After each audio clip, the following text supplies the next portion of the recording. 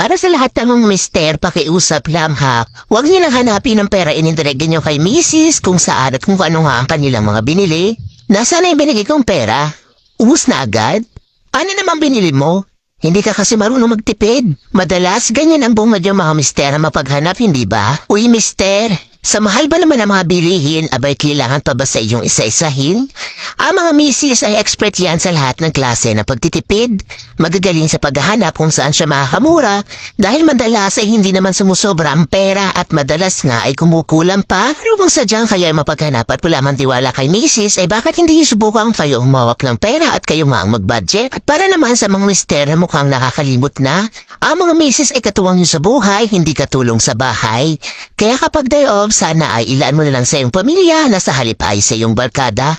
Tulungan mo sa misis sa gawain bahay. O kaya naman nalagaan si Bulso. Malaking bagay nito kay misis. Sa kanya ay